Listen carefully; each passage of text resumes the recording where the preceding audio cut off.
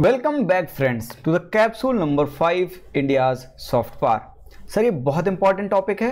आज हम इसको कॉम्प्रिहेंसिव कवर करेंगे प्री और मेंस दोनों पर्सपेक्टिव से। तो पहले बेसिक्स पढ़ेंगे, advance and then current affair से इंटरकनेक्ट एंड कोरिलेट करके पूरी तरह से इस टॉपिक को कॉम्प्रिहेंसिवली कवर करेंगे। तो आइए शुरू करते हैं India's soft power capsule number 5। और जिन्होंने अभी तक बाकी कैप्सूल्स नहीं लिए हैं वो ले लें सर। आपके एक कैप्सूल डेली लेते रहें मंडे टू फ्राइडे। आइए शुरू करते हैं इंडियाज सॉफ्ट पावर। तो सर ये टॉपिक क्यों इंपॉर्टेंट है? क्योंकि सर इंडिया ने ग्लोबल सॉफ्ट पावर इंडेक्स 2020 में 27th रैंक हासिल की है, इसलिए ये प्री और मेंस दोनों पर्सपेक्टिव से इंपॉर्टेंट हो जाता है। आइए समझते हैं कि global soft power index news में क्या है। ये ग्लोबल सॉफ्ट पावर इंडेक्स ये देता कौन है sir? UK based brand finance देता है, ठीक है सर। और ये हर कंट्री को तीन पैरामीटर्स पे जज करता है: familiarity, reputation and influence. Country की रेपुटेशन क्या है, इन्फ्लुएंस क्या है और कितनी फैमिलियर है कंट्री दूसरी कंट्रियों से। ये तीन पैरामीटर पे हर कंट्री को जज करता है और फिर रैंकिंग देता है। तो पहली चार कंट्री कौन है सर? यूएसए की सबसे ज़्यादा सॉफ्ट पावर है, उसके बाद है sir Germany, then sir UK despite Brexit UK has achieved the 3rd rank and then Japan. और सर इंडिया की क्या रैंक है? 27th rank. और इंडिया ने अंडर परफॉर्म किया है किससे? चाइना की 5वीं है सर, यूएई की 18th है एंड सऊदी अरेबिया की भी 26th है। यानी इन कंट्रीज़ की भी सॉफ्ट पावर इंडिया से बेहतर है। तो सर क्लियर है ये बात कि इंडिया ने अंडर परफॉर्म किया है इन तीन पैरामीटर पर। क्योंकि सर देखा जाए तो इंडिया की पॉपुलेशन का साइज, इंडिया की इकॉनमी और इंडिया का रिच हेरिटेज, हमको अच्छा सॉफ्ट पावर की रैंक मिलनी चाहिए, पर ऐसा हुआ नहीं सर। तो कुछ तो गड़बड़ है सर। आइए समझते हैं कि ये सॉफ्ट पावर होती क्या है। तो बेसिक से स्टार्ट करते हैं सर। अब हमने न्यूज़ देख ली कि न्यूज़ में क्या है। आइए अब शुरू से समझते हैं कि सॉफ्ट पावर है क्या, इसके क्या स्ट्रेंथ है इंडिया की, इंडिया ने क्या स्टेप्स लिए हैं, क्या इनिशिएटिव्स लिए हैं अपनी सॉफ्ट पावर को इंक्रीज करने के लिए, क्या चैलेंजेस हैं सॉफ्ट पावर को कंप्लीट करने के लिए, क्या वे अहेड होना चाहिए और क्या कंक्लूजन होना चाहिए। तो आइए पूरे इसको कॉम्प्रिहेंसिवली कवर करते हैं व्हाट इज सॉफ्ट पावर। तो सर पहले ये समझते हैं कि किसी भी कंट्री के पास दो तरीके की पावर होती हैं, एक hard power and second is soft power. Sir hard power में क्या आती है? Military power and economic power, ठीक है सर। तो हार्ड पावर का मतलब क्या है कि उसकी मिलिट्री बहुत अच्छी है, इकोनॉमी बहुत स्ट्रांग है, तो ये हार्ड पावर है। हार्ड पावर इसलिए है सर क्योंकि ये फोर्स का माध्यम है। आप किसी भी कंट्री पे मिलिट्री अटैक करके अपनी बात मनवा सकते हैं, किसी भी कंट्री पे सैंक्शंस लगा सकते हैं। अब ईरान पे सैंक्शंस लगा दिया, इंडिया पे सैंक्शन लगा दिया कि ईरान से ऑयल ही नहीं ले सकता। तो सर कहने का मतलब ये उस कंट्री की, यूएसए की ये पावर है, इकोनॉमिक सैंक्शंस लगाने की पावर है, तो उसकी ये हार्ड पावर है। तो हार्ड पावर कैसी है sir? Military and economic. And sir what is soft power? आइए देखते हैं सॉफ्ट पावर क्या है sir. Soft power is the ability of a country to persuade other countries to do what it wants without restoring to force and coercion. तो sir hard power में हम force का use करते हैं। Soft power क्या है sir? बिना किसी फोर्स का यूज किए बिना, यानी कोई भी फोर्स यूज नहीं करेंगे, ना ही मिलिट्री फोर्स ना ही इकोनॉमिक फोर्स। फोर्स का यूज ही नहीं करेंगे और क्या करेंगे? दूसरी कंट्री को अपनी बात मनवा लेंगे। अगर दूसरी कंट्री अपनी बात मान जाए, ये उस कंट्री की क्या है? सॉफ्ट पावर है। समझ रहे हैं सर? तो military power, economic power and soft power, hard power and soft power. Hard power means coercion यानी फोर्स का यूज करना, और सॉफ्ट पावर मतलब अट्रैक्टिवनेस। किसी भी कंट्री की इतनी अट्रैक्टिवनेस है, उसका इतना प्रभुत्व है कि दूसरी कंट्रीज अपने आप उसकी बात मान जा रही हैं बिना किसी फोर्स का यूज किए। ये उसकी कंट्री की सॉफ्ट पावर है। तो ग्लोबल सॉफ्ट पावर इंडेक्स के हिसाब से कौन टॉप पर है? यूएसए टॉप पर है सर, यानी उसकी सॉफ्ट पावर दुनिया में सबसे ज़्यादा है, ठीक है sir. Soft power lies in the countries attractiveness, and ये अट्रैक्टिवनेस कहाँ से आती है सर? 3 रिसोर्सेज से आती है सर। ये अट्रैक्टिवनेस कल्चरल से भी आ सकती है, उस कंट्री की पॉलिटिकल वैल्यूज से भी आ सकती है एंड उसकी फॉरेन पॉलिसीज से भी आ सकती है। तो जिस कंट्रीज़ की ये 3 रिसोर्सेज बहुत ज़्यादा हैं, वो कंट्री उसकी सॉफ्ट पावर ज़्यादा होनी चाहिए। आइए समझते हैं कि 3 रिसोर्सेस हैं क्या। India's strength as a soft power, पहला पॉइंट है कल्चरल रिसोर्सेस। तो समझते हैं कि कल्चरली कैसे इंडिया अपनी सॉफ्ट पावर को इंक्रीज करती है। इंडिया की long history, culture and civilisation. Sir India का ऐसा कल्चर एंड सिविलाइजेशन है कि इसने बहुत ही दूसरे कंट्रीज़ के लोगों को, कॉमन लोगों को और इंटेलेक्चुअल को अट्रैक्ट किया है अपनी तरफ। तो पहला पॉइंट। दूसरा point, presence of all major religion of the world. Sir तो 4 तो हमने पैदा किए हैं, Hinduism, Buddhism, Jainism and Sikhism. और 4 हमारे यहाँ देश में बाहर से आए हैं। कौन कौन से सर? इस्लाम, क्रिश्चियनिटी, जुदाइज़्म एंड जोरास्ट्रियनिज्म। तो सर ये मेजर रिलीजन, इंडिया हब है इन सब रिलीजन्स का, तो अट्रैक्ट होगा क्योंकि रिलीजियस डाइवर्सिटी है इंडिया के अंदर। तो ये अट्रैक्टिवनेस का पॉइंट है। ठीक है सर। Yoga and meditation. तो सर 21 जून को इंटरनेशनल योगा डे मनाया जाता है। ठीक है सर। तो योगा इंडिया का सॉफ्ट पावर है क्योंकि हम पूरे वर्ल्ड में योगा को क्या करते हैं, प्रमोट करते हैं और इंडिया को योगा के लिए अट्रैक्टिवनेस बताते हैं। और लोगों ने माना भी है, कंट्री रिसर्च भी कर रही हैं कि योगा का हेल्थ एस्पेक्ट क्या है, इस पर भी रिसर्च चल रही है sir. Music, dance, art and architecture. तो सर बहुत लोग ताजमहल देखने आते हैं अपने देश में। ताजमहल के अलावा भी बहुत लोग ऐसे हैं जो आर्कियोलॉजिकल साइट्स देखने आते हैं। यूनेस्को में जो हमारी साइट्स जो हैं उनको भी देखने आते हैं।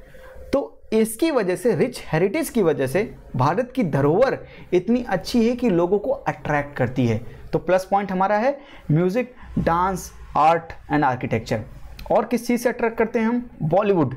हमारा बॉलीवुड नंबर 1 पे है सर अट्रैक्ट करने में। तो बॉलीवुड की इतनी पॉपुलैरिटी है, अगल बगल के देशों में तो है ही है और बाकी और भी कंट्रीज़ में है सर। तो Bollywood is a plus point for us. India cuisine, Indian cuisine sir, भोजन।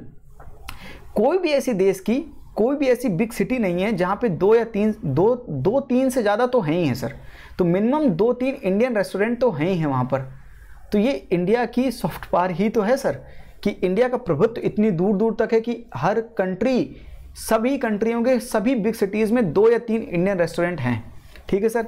Indian diaspora, NRIs and पीआईओज। तो हमारी पॉपुलेशन ही इतनी ज़्यादा है सर और हमारे लोग ही, इंडिया का डायस्पोरा, हमारे लोग ही इतना ज़्यादा बाहर रह रहे हैं, जैसे non residence Indians, person of Indian origins. तो सर ऐसे बहुत लोग हैं जो इंडिया बाहर रहते हैं और इंडिया को क्या करते हैं, इंडिया के सॉफ्ट पावर को बढ़ाते हैं, इंडिया की फॉरेन पॉलिसी को क्या करते हैं, पुश करते हैं, वहाँ पर लोगों को इंडिया के बारे में बताते हैं। तो इंडिया, जाहिर सी बात है, अट्रैक्टिवनेस, इंडिया की अट्रैक्टिवनेस को क्या करते हैं वो लोग, प्रमोट करते हैं।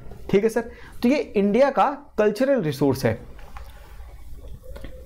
आइए समझते हैं कि पॉलिटिकल रिसोर्स क्या है। पॉलिटिकली हम कैसे बाकी कंट्रियों को अट्रैक्ट करते हैं और अपनी सॉफ्ट पावर को बढ़ाते हैं। Biggest democracy attractiveness. तो सर हम वर्ल्ड की सबसे बड़ी डेमोक्रेसी हैं। यही सबसे बड़ा पॉइंट है हमारे पास कि लोग हमारी तरफ अट्रैक्ट होते हैं कि इतने लोगों को डेमोक्रेसी है यहाँ पर sir, rule by the people, for the people, to the people. यही लोगों को अट्रैक्ट करता है कि ये सिस्टम कैसे चला रहे हैं। दूसरा, मेक इन इंडिया। तो सर हमारे प्रधानमंत्री पूरे देश विदेश घूमे और एफडीआई लोगों से मांगने के लिए कि आप हमारे देश में एफडीआई कीजिए, फॉरेन डायरेक्ट इन्वेस्टमेंट। ठीक है सर। तो वो क्या कह रहे हैं, बाहर जाकर इंडिया को प्रमोट कर रहे हैं कि आइए हमारे देश में आइए और क्या कीजिए, वहाँ पर इन्वेस्ट कीजिए। मेक इन इंडिया, इंडिया के लिए बनाइए, इंडिया में बनाइए। ठीक है सर। इस कैंपेन को कौन प्रमोट कर रहा है? प्रधानमंत्री जी। तो ये हमारी अट्रैक्टिवनेस को बढ़ा रहा है। IAEA plus NSG waiver. तो International Atomic Energy Agency and Nuclear Supplier Group, ये दोनों ने हमको वेवर दिया है। तो हम NPT के मेंबर नहीं है। अगर आपने मेरा नॉन प्रोलिफरेशन ट्रीटी का वो कैप्सूल देखा है तो आप ये समझ जाएंगे। तो हमको वेवर मिला है सर। तो अगर जब वेवर मिला है तो हमारी रेपुटेशन अच्छी होगी तभी हमको वेवर मिला है। जैसे हमारी नो फर्स्ट डॉक्ट्रिन है कि हम पहले यूज़ नहीं करेंगे, नो फर्स्ट यूज़। ऐसी डॉक्ट्रिन की वजह से, ऐसे एटीट्यूड की वजह से हमारी वर्ल्ड में एक रेपुटेशन है, उसकी वजह से लोग अट्रैक्ट होते हैं हमारी तरफ। तो ये पॉलिटिकल रिसोर्स है हमारे देश के। ठीक है सर। आइए समझते हैं कि हमारी फॉरेन पॉलिसी कैसी होनी चाहिए लोगों को अट्रैक्ट करने के लिए।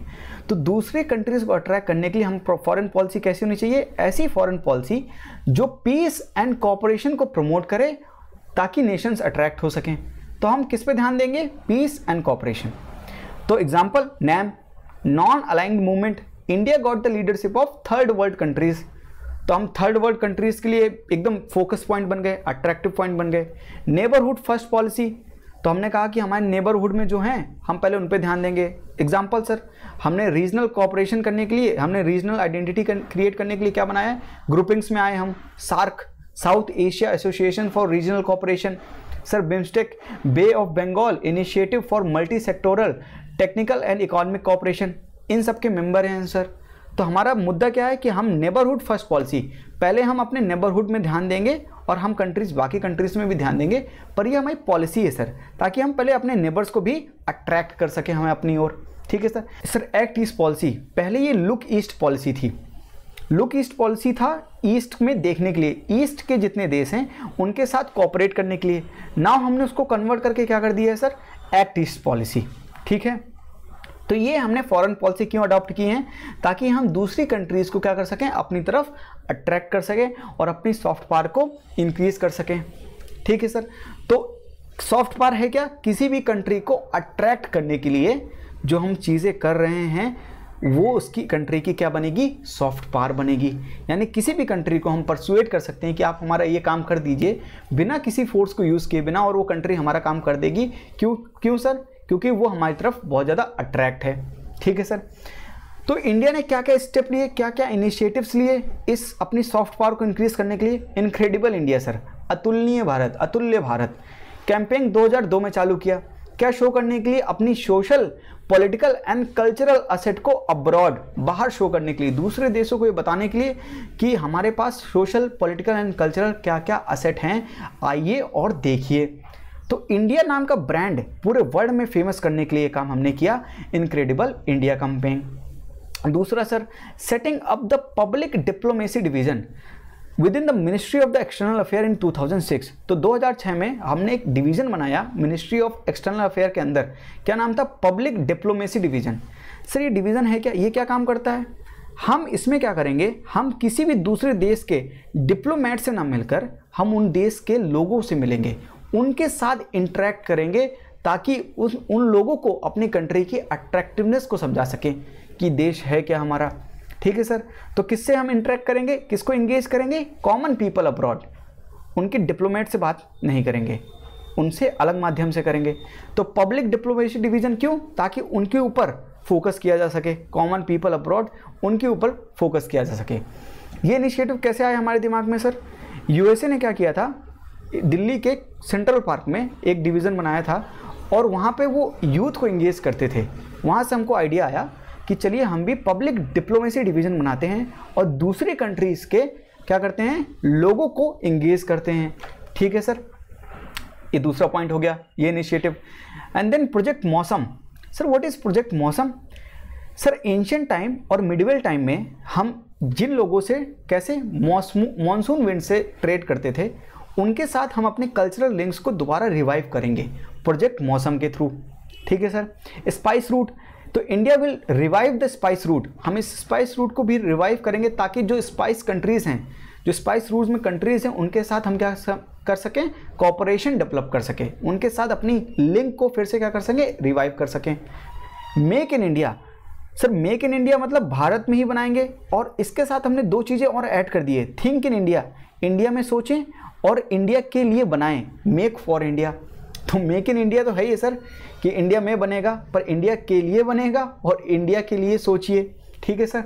ये इसलिए ताकि लोग इंडिया में एफडीआई करने आएँ, एफडीआई बढ़ेगा, एफपीआई बढ़ेगा, तो लोग इंडिया डेस्टिनेशन बन जाएगा sir foreign portfolio investment, foreign direct investment का।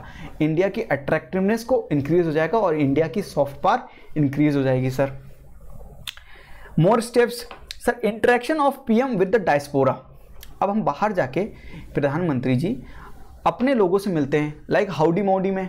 हाउडी मोडी में इंडियन डायस्पोरा यूएसए में जाकर इंडिया ने उनसे मुलाकात की, उनकी बातों को समझा और अपनी फॉरेन पॉलिसी को प्रमोट करने के लिए उनसे बातें करी। ठीक है सर। हम प्रवासी भारतीय दिवस भी मनाते हैं। Ministry of external affairs celebrate करती है 21 जनवरी टू 23 जनवरी। ये सब important sir. Next sir, foreign policy such as act east policy, the connect central Asia policy, developing strategic aid and trade partnership in Africa. तो सर हम अपनी foreign policy को ऐसे रखते हैं ताकि लोग हमारी तरफ अट्रैक्ट हो सकें। हम पीस एंड कोऑपरेशन दोनों पर बहुत ही फोकस करते हैं फॉरेन पॉलिसी में। सॉफ्ट पावर मैट्रिक्स, तो मिनिस्ट्री ऑफ एक्सटर्नल अफेयर ने क्या किया, एक सॉफ्ट पावर मैट्रिक्स बनाया ताकि वो क्या कर सके, इंडिया की सॉफ्ट पावर की इफेक्टिवनेस को मेजर कर सके। पर ये टेंजिबल नहीं है सर, इसको नापा नहीं जा सकता, पर फिर भी ये थोड़ी हेल्प तो करेगा। Soft power matrix, ministry of external affair, it has also recommended the increase in the budgetary allocation to the Indian council for cultural relation. तो मिनिस्ट्री ऑफ एक्सटर्नल अफेयर ने कहा है कि बजटरी यानी पैसे बढ़ा दिए जाएं किसके, Indian council for cultural relation के। ये क्या है सर, ये एक नोडल गवर्नमेंट एजेंसी है और ये इंडिया के सॉफ्ट पावर प्रोजेक्शन, बाहर जो सॉफ्ट पावर इंडिया का प्रोजेक्ट किया जाता है उसके लिए रिस्पॉन्सिबल है। तो इसकी बजटरी एलोकेशन को बढ़ा दिया जाए। ये इनिशिएटिव्स इंडिया ने टेक किए हैं। पर फिर हमारे पास चैलेंजेस भी हैं sir. Not unlocking it's potential, पहला चैलेंज सर। ये क्या है सर, इंडिया का जो पोटेंशियल है वो बहुत ज़्यादा है सर, और इंडिया अपने पूरे पोटेंशियल को यूज़ नहीं कर पा रहा है। इसलिए हम इस चैलेंज को दूर हमें करना चाहिए और अपने पूरे पोटेंशियल को यूज़ करना चाहिए सर। कहने का मतलब ये, ठीक है सर। कहने का मतलब सर कि हमारी यूनेस्को की वर्ल्ड हेरिटेज साइट में हम most of the developed nation से आगे हैं सर, फिर भी हमारे पास टूरिज़्म और एजुकेशन के लिए पर कैपिटा बेसिस पर इतने ज़्यादा टूरिस्ट और इनकम नहीं आ रही है। तो कुछ तो सर गड़बड़ है। हम इंडिया को अट्रैक्टिव प्लेस बनाएंगे ताकि लोग बहुत ज़्यादा टूरिज़्म के लिए आएँ, यहाँ पर एजुकेशन के लिए आएँ और इंडिया की सॉफ्ट पावर को बढ़ाएं। Second point sir, lack of diversification. Sir 36 Indian cultural centres various geographies में हैं, पर इनका फोकस केवल किस पर है, Caribbean and South African diaspora पर। और इनका फोकस कहाँ पर होना चाहिए, और नॉर्डिक स्टेट यानी Norway, Sweden, Finland, Denmark, Iceland. तो हमें अपनी डाइवर्सिफिकेशन रखना है, पर्टिकुलर कंट्रीज़ को केवल टारगेट नहीं करना है, हमें पूरे वर्ल्ड में अपनी सॉफ्ट पावर को बढ़ाना है। हम इस चीज़ में हम लैक कर रहे हैं सर, तो हम डाइवर्सिफाई नहीं कर रहे हैं। ठीक है सर। नेगेटिव परसेप्शन, तो इंडिया का करप्शन सबसे बड़ा नेगेटिव परसेप्शन है। भाई करप्शन देखिए, national drink common man's blood, cartoon में लगा देता हूँ सर ताकि आप इनसे थोड़ा सा आप नॉर्मल भी हो जाएं और इजी वे में इन चीज़ों को समझें। नेगेटिव परसेप्शन, तो भारत का परसेप्शन बहुत ख़राब है लोगों के अंदर। लोग भारत को एज अ करप्ट नेशन देखते हैं। एंडेमिक पॉवर्टी भारत में बहुत ज़्यादा है। भैया एशिया का सबसे बड़ा स्लम धारावी हमारे देश में है। तो ये पॉइंट्स तो हैं सर। हमारे देश में अर्बन एरियाज़ में पॉल्यूशन बहुत ज़्यादा है। तो वर्ल्ड सबसे मोस्ट पॉल्यूटेड सिटी इंडिया की बहुत ज़्यादा हैं, 15 सिटीज़ हैं या 20 सिटीज़ हैं। चाइल्ड लेबर में इंडिया बहुत आगे है, वायलेंस अगेंस्ट वुमेन में बहुत आगे है। ये सब चीज़ें नेगेटिव परसेप्शन क्रिएट करती है लोगों के अंदर और इंडिया को कम अट्रैक्टिवनेस करती है। तो सर ये हमारे लिए चैलेंज है कि इन चीज़ों को हम दूर करें और इंडिया को और अट्रैक्टिव बनाएं। Fourth, lack of states enabled endeavours. तो सर स्टेट और प्राइवेट प्लेयर्स, तो प्राइवेट प्लेयर्स इंडिया की अट्रैक्टिवनेस को बढ़ाने के लिए ज़्यादा जोर दे रहे हैं और स्टेट उतना काम नहीं कर रहा है। तो स्टेट को भी अपने एक्सीलरेटर पे पैर दबाना चाहिए और इंडिया की सॉफ्ट पावर को बढ़ाने के लिए और मेजर स्टेप्स लेने चाहिए। India's popularity restricted mostly to the developing world. तो सर इंडिया की जो पॉपुलैरिटी है, जैसे नाम हमने डेवलपिंग वर्ल्ड का क्या बने, हम लीडर बने, लेकिन हमको अपनी पॉपुलैरिटी डेवलप्ड वर्ल्ड में भी तो फैलानी है। भैया एजुकेशन के लिए इंडियन यूनिवर्सिटीज़ में सबसे ज़्यादा एजुकेशन के लिए बच्चे कहाँ से आते हैं, डेवलपिंग नेशन से। हमें अपनी इंडियन यूनिवर्सिटीज़ को ऐसा बनाना चाहिए वर्ल्ड क्लास, ताकि डेवलप्ड वर्ल्ड के नेशन के बच्चे भी आएँ। इसलिए इंडिया की पॉपुलैरिटी को डेवलपिंग नेशन तक सीमित ना रखें, हमें डेवलप्ड नेशन तक भी ले जाएं और इंडिया की सॉफ्ट पावर को और बढ़ाएं। ये चैलेंज है और इसको फेस भी किया जा सकता है। सर चैलेंज बताने का मतलब ये है, चैलेंज ही तो सॉल्यूशन देगा आपको। चैलेंज से ही सॉल्यूशन निकालेंगे। जो चैलेंज होंगे उनको ओवरकम के ही तो सॉल्यूशन बताएंगे आप। ठीक है सर। तो ये चैलेंजेस हैं। तो वे अहेड क्या होना चाहिए सर, हमको फोकस करना चाहिए अपनी क्वालिटी पर, अपनी ट्रेनिंग पर, एक्सलेंस पर और इन्वेस्टमेंट पर। इंडिया को और ज़्यादा क्या बनाना चाहिए, स्ट्रांग बनाना चाहिए। इकॉनमी स्ट्रांग होनी चाहिए, मिलिट्री भी स्ट्रांग होनी चाहिए सर। बिना मिलिट्री और इकोनॉमी स्ट्रांग हुए केवल सॉफ्ट पावर इंक्रीज करके भी कुछ नहीं होगा। इसलिए हमको अपनी क्वालिटी, ट्रेनिंग, एक्सलेंस, इन्वेस्टमेंट पर बहुत ध्यान देना पड़ेगा अपनी सॉफ्ट पावर को इंक्रीज करने के लिए। लेवरेजिंग द टेक्सटाइल क्राफ्टमैनशिप, तो सर हमें अपने खादी पर बहुत ध्यान देना चाहिए, क्योंकि सर दुनिया को बिल्कुल नहीं पता है कि हमारी इस खादी की, चरखे की पॉलिटिकल सिग्निफिकेंस क्या है, पॉलिटिकल फिलॉसफी क्या है, जिससे हमने इंडिपेंडेंस हासिल किया है। तो इन सब चीज़ों को हम लेकर अपनी सॉफ्ट पावर को क्या कर सकते हैं, इंक्रीज कर सकते हैं। India could consider the setting of an Indian cultural service, तो इंडिया क्या कर सकती है, एक इंडियन कल्चरल सर्विस नाम का कैडर भी खोल सकती है, जो केवल और केवल इंडिया की सॉफ्ट पावर को इंक्रीज करने के लिए फोकस्ड हो। उसी के लिए उनको ट्रेनिंग दी जाए और उसी पर वो काम करें। Fourth, learning from the international best practices, तो हमको सर इंटरनेशनल जो बेस्ट प्रैक्टिसेस हैं, जो अपनी सॉफ्ट पावर बढ़ाने के लिए लोग दूसरी कंट्रीज कर रही हैं, उनसे सीखना चाहिए और उनको कैच करके अपने को इनरिच करना चाहिए। जैसे ब्रिटेन ने लॉन्च किया था सर, ब्रिटेन ने लॉन्च किया था the great Britain campaign. America ने यूज़ किया था मेक अमेरिका ग्रेट अगेन। ये सब जो कैंपेन है सर, उनको इंडिया को भी लॉन्च करना चाहिए। इसलिए सर 2002 में इंडिया ने लॉन्च किया था क्या, अतुलनीय भारत। ठीक है सर। तो हमारा कंक्लूजन लास्ट में क्या होना चाहिए कि yes, soft power can not be substitute for the hard power as it helps only if the country has build up its conventional source of economic and military power. तो sir soft power तभी काम आएगी जब आपके पास hard power strong होगी। तो sir USA soft power में पहले नंबर पर है, क्योंकि sir USA military and economic that is hard power पर भी पहले नंबर पर है। समझ रहे हैं सर। तो soft power can not be substitute नहीं हो सकता हार्ड पावर का। हार्ड पावर आपके पास होना ही चाहिए। पावरफुल जो पावर में होगा, जो पावरफुल होगा, वही अट्रैक्ट कर पाएगा सर। ठीक है sir. As the most fundamental level, soft power is the about the winning the hearts and the minds of the people. तो एकदम निचली स्तर पे देखा जाए, फंडामेंटल बेसिक लेवल पे देखा जाए, तो सॉफ्ट पावर का मतलब क्या होता है कि लोगों के दिलों को जीतना और उनके माइंड को जीतना। लेकिन सर ये जीता तभी जा सकता है जब आपके पास दोनों हो, hard power and soft power. कहने का मतलब जो कंट्री, सुनिएगा सर ये बहुत इंपॉर्टेंट है, जो कंट्री अपने हार्ड पावर और सॉफ्ट पावर का ऑप्टिमम यूज करके दोनों में बैलेंस रख के चलेगी, वही कंट्री एकदम टॉप पर आएगी। कहने का मतलब ये सॉफ्ट पावर और हार्ड पावर का ऑप्टिमम यूज को बोलते हैं स्मार्ट पावर। तो sir what is smart power? Smart power क्या होती है सर? स्मार्ट पावर का मतलब होता है hard power plus soft power, इन दोनों का ऑप्टिमम यूज, ये होता है सर स्मार्ट पावर। तो कंक्लूजन में हम ये भी ले सकते हैं कि every country should go for the smart power, यानी दोनों का ऑप्टिमम यूज करे, ये हमारा कंक्लूजन हो सकता है। ठीक है sir. Soft power the means to success in the world politics by Joseph S Nye junior. ठीक है सर। तो आज मैंने कॉम्प्रिहेंसिवली इसको कवर किया है, द इंडिया सॉफ्ट पावर। मैंने आपको पहले न्यूज़ बताई कि न्यूज़ में क्या है, ग्लोबल सॉफ्ट पावर इंडेक्स 2020 में 27th रैंक है इंडिया की। फिर मैंने आपको सॉफ्ट पावर के बारे में बताया, इंडिया के क्या रिसोर्सेस हैं, इंडिया ने क्या स्टेप्स लिए, इनिशिएटिव्स क्या लिए हैं, अतुल्य भारत, नालंदा यूनिवर्सिटी को रिवाइव कर रहे हैं, ये सब बातें। एंड देन मैं आपको बताया कि चैलेंजेस क्या हैं इंडिया की सॉफ्ट पावर को इंक्रीज करने में, एंड देन वे अहेड क्या होना चाहिए और कंक्लूजन क्या होना चाहिए। तो सर प्री के हिसाब से मैंने आपको फैक्ट्स भी दिए और मेंस के हिसाब से आपको कंटेंट भी दिया, limited content and best content. ठीक है सर। तो अगर आपको ये वीडियो पसंद आई हो तो इस लाइक बटन पर हिट कीजिएगा और सब्सक्राइब कीजिएगा चैनल को, होप तुषांत यादव। और ये मेरा टेलीग्राम लिंक है सर, इस पीडीएफ को मैं वहाँ पर अपलोड करूँगा और वहाँ से आप डाउनलोड कर लीजिएगा। तो इस टेलीग्राम लिंक को ज़रूर ज्वाइन कीजिएगा, इस पर मैं अपडेटेड मटेरियल डालता रहता हूँ। ठीक है सर। तो आई थिंक कि आप चैनल को सब्सक्राइब करेंगे, वीडियो को लाइक करेंगे। तो आज के लिए इतना ही। Thank you. जय हिंद।